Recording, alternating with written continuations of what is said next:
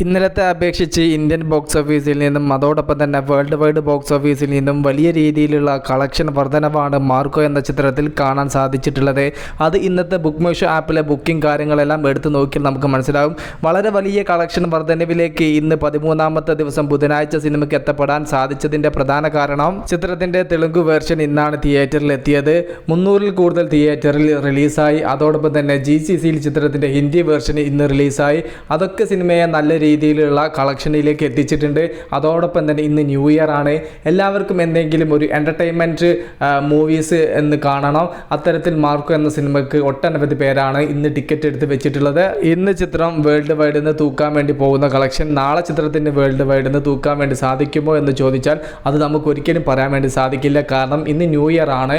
നാളത്തെ ചിത്രത്തിൻ്റെ trending status ഒക്കെ നോക്കിയതിന് ശേഷം മാത്രമേ അത്തരത്തിലുള്ള ഒരു വിശകലനം നമുക്ക് നടത്താൻ വേണ്ടി സാധിക്കുകയുള്ളൂ. എന്തായാലും ഇന്നൊരു കളക്ഷൻ പീക്ക് ലെവലിലേക്ക് എത്തിക്കാൻ ഉണ്ണി മുകുന്ദൻ ചിത്രമായ മാർക്കോക്ക് സാധിച്ചു. തെലുങ്കിൽ നിന്നും നല്ല റിപ്പോർട്ടാണ് സിനിമയ്ക്ക് വന്നുകൊണ്ടിരിക്കുന്നത്. വർക്കിംഗ് ഡേ ആയിട്ട് പോലും നല്ലൊരു സ്റ്റഡി കളക്ഷനിൽ മുന്നേറാൻ സിനിമയ്ക്ക് സാധിക്കുന്നുണ്ട്. തെലുങ്കിലെ ഒട്ടുമിക്ക റിവ്യൂവേഴ്സും ഈ ഒരു സിനിമയ്ക്ക് പോസിറ്റീവ് പറഞ്ഞു. ഇതൊക്കെ ചിത്രത്തിൻ്റെ തേർഡ് വീക്കെൻഡിൽ വലിയ രീതിയിൽ കളക്ഷനിൽ ഒന്ന് പിക്ക് ചെയ്യാൻ സഹായിക്കും. ഉണ്ണി മുകുന്ദൻ എന്ന താരത്തിന് മാർക്കോ എന്ന് പറയുന്ന സിനിമ വലിയ രീതിയിലുള്ള സാധ്യതകളാണ് തുറന്നു കൊടുത്തിരിക്കുന്നത്. ഉണ്ണി മുകുന്ദൻ ഈ ഒരു ചിത്രത്തോടു കൂടെ ഒരു പാൻ ഇന്ത്യൻ സ്റ്റാർ ആയോ എന്ന് ചോദിച്ചാൽ വലിയൊരു പാൻ ഇന്ത്യൻ സ്റ്റാർ ആയി എന്ന് നമുക്ക് പറയാൻ സാധിക്കില്ല. പക്ഷേ ഒരു പാൻ ഇന്ത്യൻ താരത്തിൻ്റെ ഒരു ഉയർച്ചയുടെ അല്ലെങ്കിൽ ഒരു പാൻ ഇന്ത്യൻ താരം വളരുന്നതിൻ്റെ ലക്ഷണങ്ങൾ ഉണ്ണി മുകുന്ദൻ എന്ന താരത്തിൽ നമുക്ക് ഈ ഒരു മാർക്കോ എന്ന ചിത്രത്തോടു കൂടെ കാണാൻ സാധിച്ചിട്ടുണ്ട്.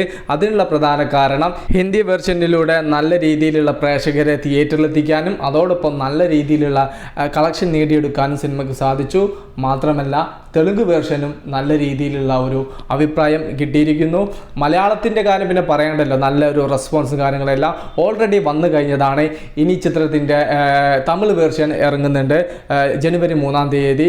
അവിടെയും സിനിമ നല്ലൊരു റിപ്പോർട്ട് നേടിയെടുക്കുമെന്നുള്ള കാര്യത്തിൽ യാതൊരുവിധ സംശയവുമില്ല. അതുകൊണ്ട് തന്നെ ഉണ്ണി മുകുന്ദൻ എന്ന താരം ഇന്ത്യൻ ഫിലിം ഇൻഡസ്ട്രിയിൽ ചർച്ചയായിട്ടുണ്ട്. വലിയൊരു പാൻ ഇന്ത്യൻ താരോദയം ആവാനുള്ള എല്ലാവിധ ശരീര സൗന്ദര്യവും അഭിനയ മികവും ഉണ്ണി മുകുന്ദൻ എന്ന താരത്തിനുണ്ട്. മാർക്കോ 2 എന്ന് പറയുന്ന ചിത്രം വരാനിരിക്കുന്നു. ആ ഒരു സിനിമ വേറെ ലെവൽ സ്കെയിലിലാണ് ഇനി അതിൻ്റെ അണിയറ പ്രവർത്തകർ ചെയ്യാൻ ഉദ്ദേശിക്കുന്നത്. മാർക്കോയ്ക്ക് ഇത്തരത്തിലുള്ള വലിയ സ്വീകാര്യത നേടിയെടുക്കാൻ സാധിക്കുമെന്ന ചിത്രത്തിൻ്റെ അണിയറ പ്രവർത്തകർ ഇത്രത്തോളം പ്രതീക്ഷിച്ചിട്ട് ഉണ്ടാവില്ല.